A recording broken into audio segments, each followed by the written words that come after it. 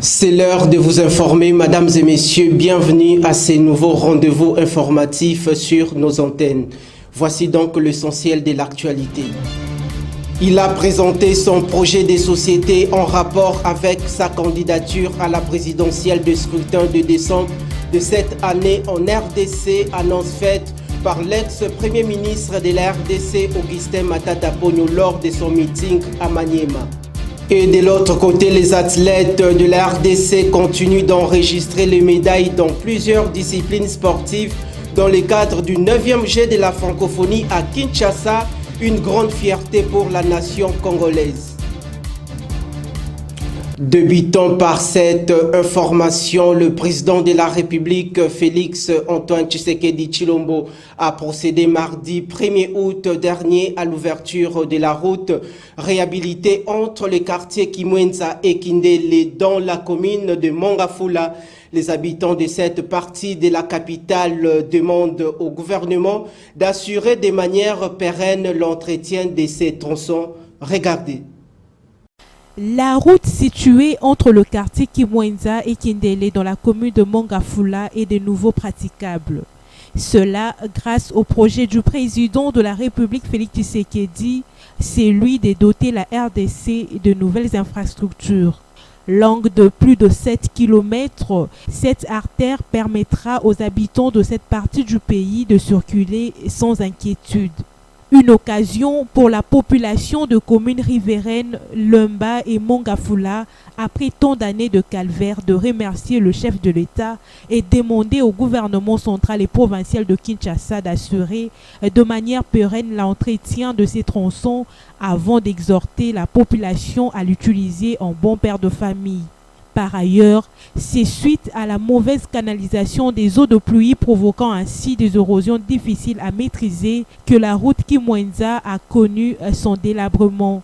Cependant, l'on constate actuellement que les caniveaux ont été construits pour une meilleure canalisation des eaux et des gradins érigés pour maîtriser les érosions. Réouvert par le président Félix Tshisekedi, cette artère va de l'avenue Bypass jusqu'à l'université agro-vétérinaire Loyola en passant par l'université de Kinshasa. La route Kimwenza débouche également par la gare du même nom et la mission catholique où l'on trouve le lycée Kimwenza et la première bibliothèque d'Afrique centrale. En rapport avec l'ouverture de cette route réhabilitée entre le quartier Kimwenza et Kindele dans la juridiction communale de Mongafula, une note de satisfaction pour toute la population de ces coins de la capitale. Suivez. Un ouvrage comme celui-ci, pendant 58 mois de travaux, plus de 40 millions de dollars.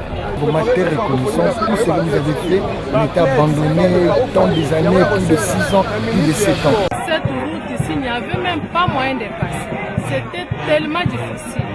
Nous, on habitait en bas là-bas pour sortir, arriver ici, c'était difficile. Mais avec notre président, vraiment, il a fait l'effort de réhabiliter cette route. C'était vraiment un mauvais état. Nous étions vraiment dans une souffrance, même nous les étudiants. Nous qui étudions ici à l'université de Kinshasa, on était vraiment dans une difficulté parce qu'on faisait souvent pied, nous étudions ici jusqu'au campus. Vous savez, de l'autre côté ici, il y a une grande école. Il y a le lycée de Kimwenza, il y a l'internat, il y a le collège et une grande bibliothèque. Mais c'était vraiment difficile. On n'arrivait pas à y accéder, les enfants étaient abandonnés, les conditions d'études compliquées. Quand nous voyons ceci, ça nous motive encore. Et en 2023, nous allons encore lui donner nos voix. Donc qu'il soit rassuré que nous sommes derrière lui.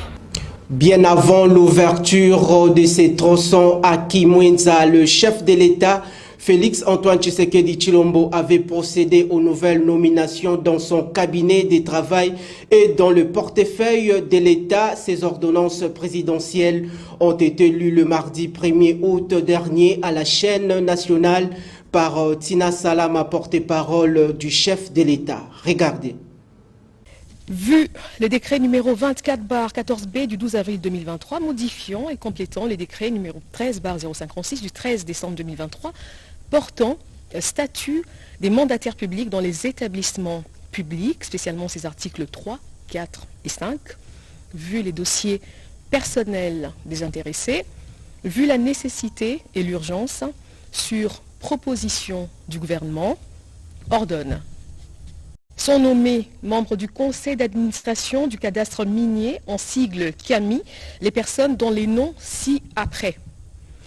Messieurs Bindoule Mitono Crispin, Messieurs Yenga Mabolia Paul, Messieurs Kalengai Kankou Gustave, Messieurs Kitenge Kaungu Ruby, Messieurs Bofassa Njema Charles. Article 2. Sont nommés aux fonctions au regard de leur nom les personnes ci-après. Messieurs Bindoule Mitono Crispin, président du conseil d'administration. Messieurs Yenga Mabolia Paul, directeur général. Messieurs Mouyumba général adjoint. Article 3. Sont abrogées toutes les dispositions antérieures contraires à la présente ordonnance. Article 4. Le ministre des Mines est chargé de l'exécution de la présente ordonnance qui sort ses effets à la date de sa signature. En fait à Kinshasa, le 26 juin 2023, Félix Antoine Tshisekedi Tshilombo, président de la République, Jean-Michel Sama Lukonde Kyenge, Premier ministre, pour copie certifiée conforme à l'original, le cabinet du président de la République, Guilani Moubizia, directeur de cabinet. Prenons cette nouvelle en brève. Sachez que l'ancien Premier ministre congolais Augustin Matata Ponyo, candidat à la présidentielle prévue le 20 décembre de cette année en cours, a dévoilé le mercredi 2 août dernier à Maniema son projet de société s'il est élu au sommet de l'État. Changeons donc de chapitre pour parler cette fois-ci de l'évolution du 9e G de la francophonie en République démocratique du Congo. Des judokas congolais se sont distingués dans les diverses catégories devant leurs adversaires ce jeudi 3 août au stade de martyrs de la Pentecôte de Kinshasa en remportant des médailles dans cette discipline sportive. C'est toujours pour le compte de ces rendez-vous à la fois culturels et sportifs. Regardez. C'est dans cette ambiance que les judokas congolais se sont distingués dans la catégorie de moins de 63 kilos. Divine Etina s'est imposée face à la judokate marocaine Chenaye Taïb qui est passée en quart de finale. Alors que Mouchi Philippe Lorette a battu par points la Guinéenne Bagoura dans la catégorie de 57 kilos et passe en demi-finale. Tandis que le judoka Gédéon Kassota s'est qualifié en demi-finale en battant le Français par Ippon. Il faut retenir que la République démocratique du Congo aura 2 médailles, quels que soient les résultats en finale. Bonne chance aux judokas congolais pour la suite de la compétition.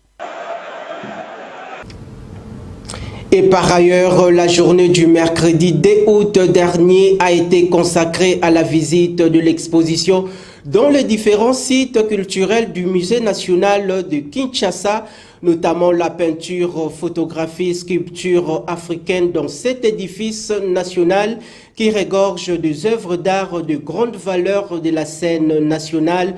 Une occasion pour la population congolaise de se faire l'idée sur l'héritage culturel de la RDC. Suivez. Plusieurs personnes ont visité différentes expositions au Musée national ce mercredi 2 août 2023 dans le cadre du 9e jeu de la francophonie. C'est notamment l'exposition sur la peinture, de la photographie ainsi que des sculptures africaines dans laquelle on a énuméré différentes statues du monde entier. Cette visite a permis au peuple congolais qui visite ce 9e jeu de la francophonie de se souvenir de l'histoire coloniale.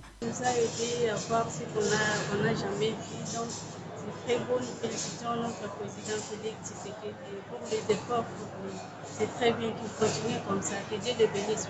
La population congolaise puisse respecter ça, comme les images qu'on a étalées, ne puisse pas toucher.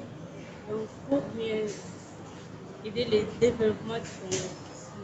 Il faut noter que la population congolaise demande aux autorités compétentes de bien gérer ces genres de statuts pour des générations futures.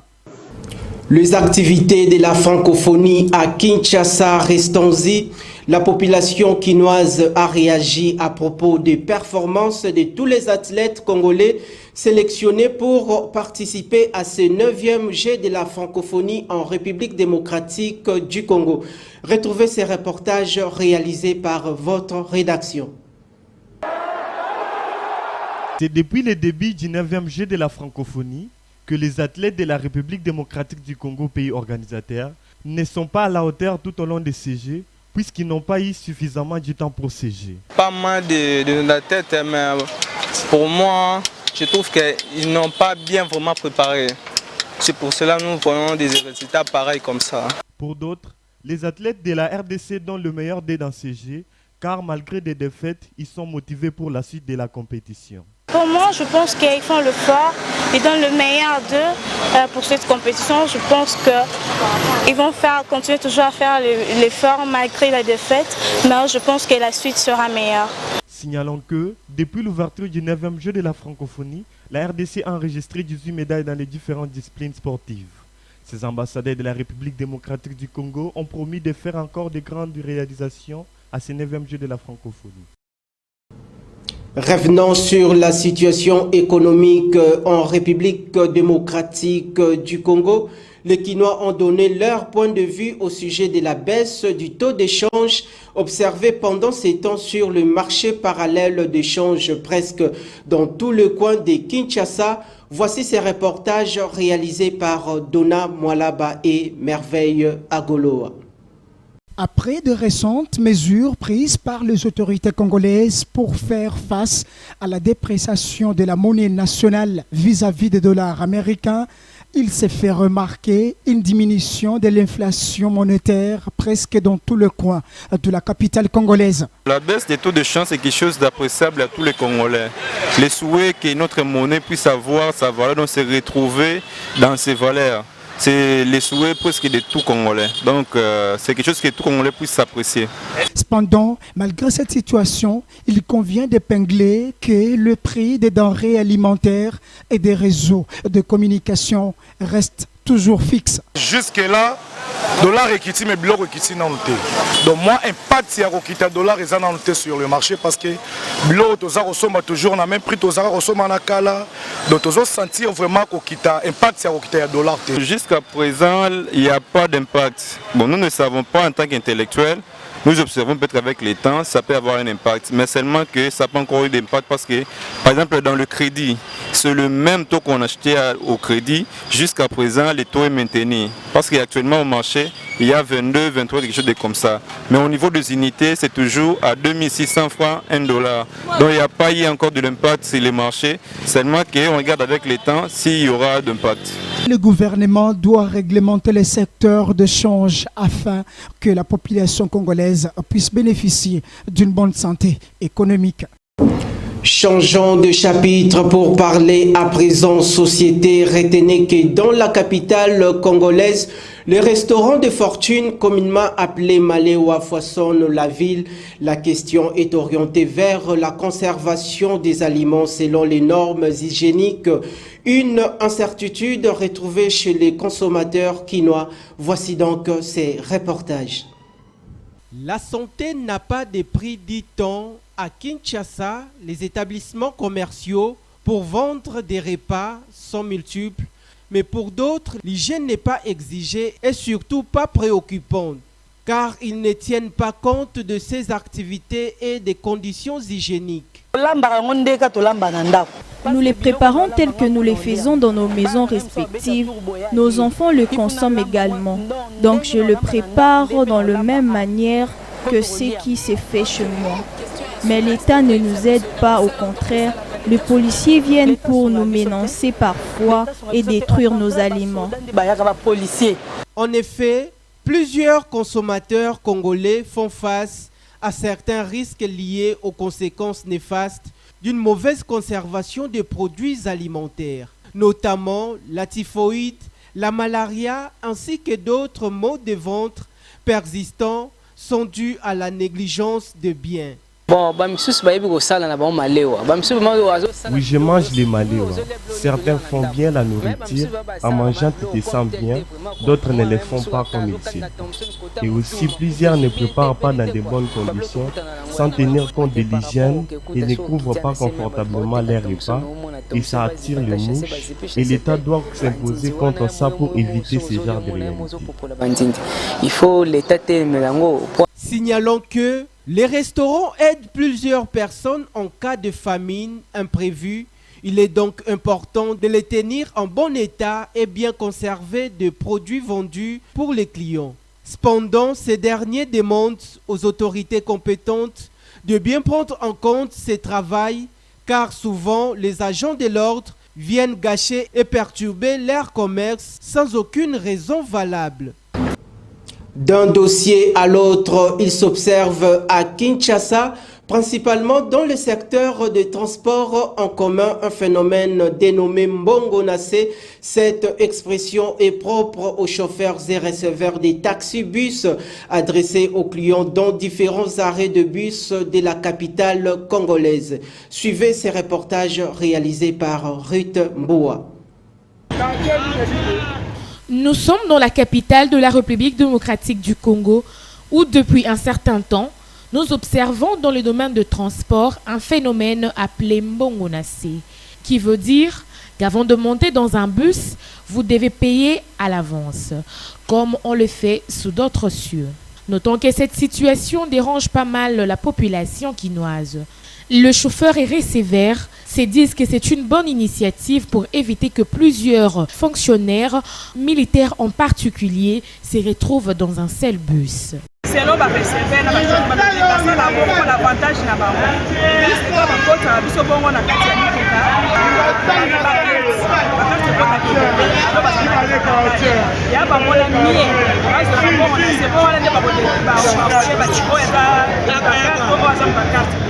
Par ailleurs, les habitants de Kinshasa se plaignent et demandent aux autorités compétentes de trouver des solutions face à ces phénomènes qui prennent de l'ampleur dans la capitale de la République démocratique du Congo. Rendons-nous en international pour parler cette fois-ci du décès de l'ancien président ivoirien Henri Konan Bédié. Il faut retenir que cet homme politique a tiré sa révérence à l'âge de 65 ans, très récemment dans son pays natal, des suites d'une longue maladie. 3 ans après son mariage officiel avec sa femme en 1958, il a été nommé ambassadeur des Côtes d'Ivoire aux États-Unis d'Amérique, puis s'en est suivi d'élévation en élévation jusqu'à la présidence de la République. Retrouvez ces reportages réalisés par nos confrères de la France 24. Henri Konan Bédié était un monument de la politique ivoirienne depuis plus d'un demi-siècle.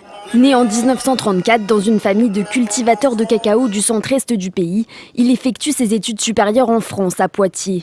De retour en Côte d'Ivoire, il est repéré par Félix Houphouët-Boigny, le père de l'indépendance, qui le nomme à des postes clés. Ambassadeur aux États-Unis, ministre des Finances, président de l'Assemblée nationale. À la mort de son mentor en 1993, Henri Konan Bédié lui succède à la tête de l'État.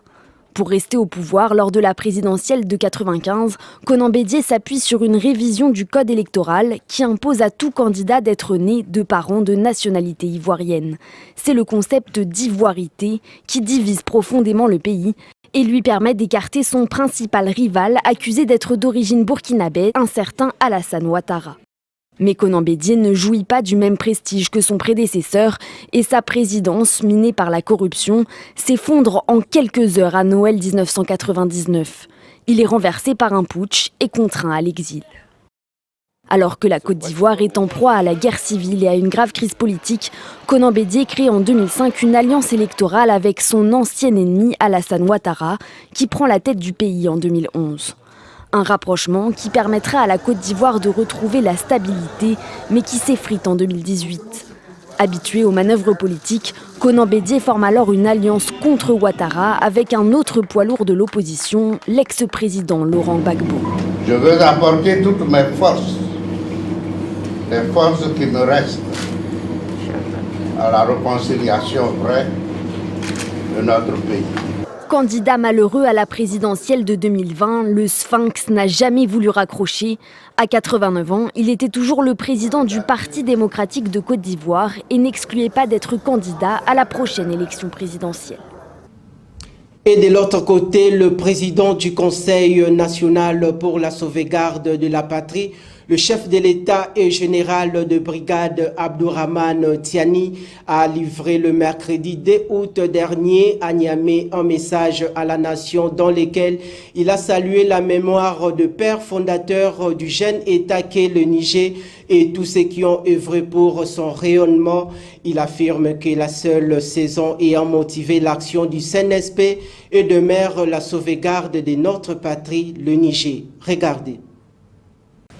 Dans un discours prononcé mercredi à la veille de la commémoration de l'indépendance du Niger, le général Abdourahmane Tiani, nouvel homme fort, a dénoncé les sanctions prises à l'encontre de son pays par ses voisins ouest-africains. S'agissant de certaines puissances étrangères partenaires, comme l'écrasante majorité du peuple nigérien, nous avons été surpris par leur empressement à condamner la prise de pouvoir par le Conseil national pour la sauvegarde de la patrie, à prononcer des sanctions contre le Niger et son peuple et à mettre fin, de fait, à leur coopération sécuritaire. Cette attitude hostile et radicale n'apporte aucune plus-value ni dans la résolution de la nouvelle situation née de la prise du pouvoir par le Conseil national pour la sauvegarde de la patrie, ni dans notre lutte jusqu'ici commune contre le terrorisme. Le général Tiani, à la tête du Conseil national pour la sauvegarde de la patrie, a déploré des sanctions injustes et inhumaines décrétées par la CEDEAO au détriment du dialogue. C'est avec une stupéfaction que les Nigériens ont appris les sanctions illégales, injustes et inhumaines prononcées à leur encontre. Mais elles sont surtout inédites. Pour la première fois dans l'histoire d'une organisation communautaire, sans consultation aucune et sans passer par le dialogue. Le bloc ouest-africain ayant menacé de recourir à la force si Mohamed Bazoum n'est pas libéré d'ici au 6 août, la junte a mis en garde contre l'ingérence étrangère et toute intervention militaire au Niger. Une intervention militaire viendra dans les semaines à venir donner le coup de grâce au régime du Conseil national pour la sauvegarde de la patrie. Comme vous pouvez le constater, nulle part dans cette attitude méprisante et belliqueuse, les dirigeants de la CEDEAO et de l'UEMOA n'ont pris en compte la souveraineté de notre pays. En parallèle, se tient depuis mercredi au Nigeria une réunion de 2 jours des chefs d'état-major de la CEDEAO. Dans un autre registre, la capitale chinoise a vu s'abattre les précipitations les plus fortes depuis le début des relèves. De millions de personnes ont été frappées par des inondations meurtrières. Les opérations de secours se sont accélérées le mercredi 2 août dernier dans les villes touchées. Retrouvez ces reportages. Au premier abord, on ne distingue qu'un parapluie, puis la moitié d'un visage, et enfin une main qui tente de s'accrocher à n'importe quoi. Ce sera ce climatiseur. Cette femme âgée a été emportée par les flots alors qu'elle traversait la rue. Sur ces images de vidéosurveillance, on l'entend appeler à l'aide et on la voit s'épuiser à tenter de rester à la surface. Un jeune homme va finalement venir à son secours. On apprendra plus tard qu'il ne sait pas nager. Cette scène s'est produite dans le sud-ouest de la Chine. Beaucoup plus au nord, dans la province de Hebei, c'est en bateau pneumatique que les pompiers vont récupérer les habitants pris au piège par la montée des eaux. Eux ont même dû descendre de ce pont de 20 mètres en rappel pour mettre à l'abri des pêcheurs surpris par les flots de la rivière. La capitale chinoise est loin d'être épargnée. Les rivières et les cours d'eau ont débordé dans les rues, emportant tout sur leur passage. J'ai vu ma femme courir dans un supermarché et 1 minute plus tard, l'eau entrait très rapidement dans le magasin. Les voitures garées dans la rue ont flotté et ont été emportées par l'eau. 2 voitures garées derrière mon immeuble ont disparu en 1 minute. Autour de Pékin, des dizaines de personnes sont portées disparues. Le bilan humain s'annonce élevé. Des milliers de foyers n'ont plus accès à l'eau courante et les dégâts sont considérables. Routes éventrées, poteaux électriques arrachés. Le typhon Doksuri, rétrogradé en tempête tropicale, balaie la Chine depuis vendredi. En 40 heures, il est tombé sur Pékin autant de pluie qu'en un mois. Le question sportive à présent, la demi-finale du 20e championnat d'Afrique des Nations de boxe senior dames et messieurs Cameroun 2023.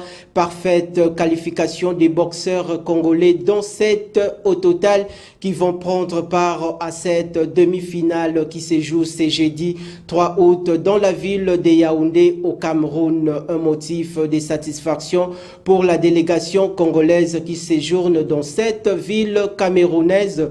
Suivez le secrétaire général de la Fédération de boxe.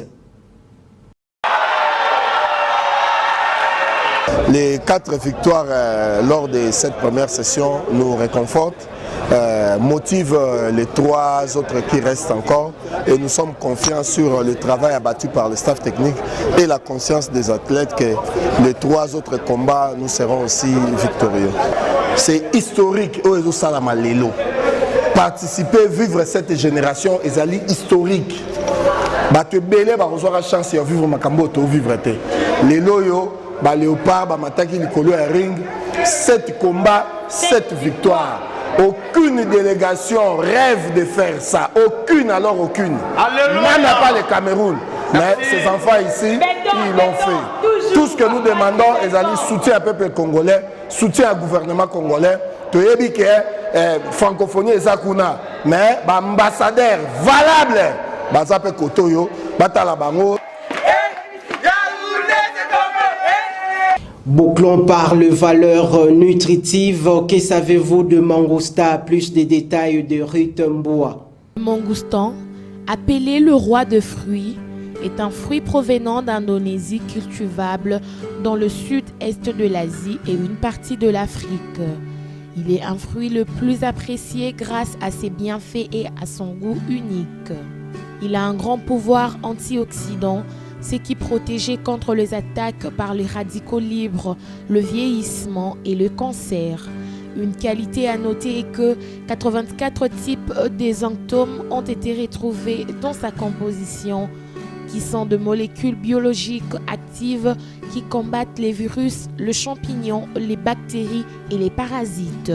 Il contient une grande quantité de potassium, valeur fondamentale pour le fonctionnement correct musculaire et les systèmes nerveux.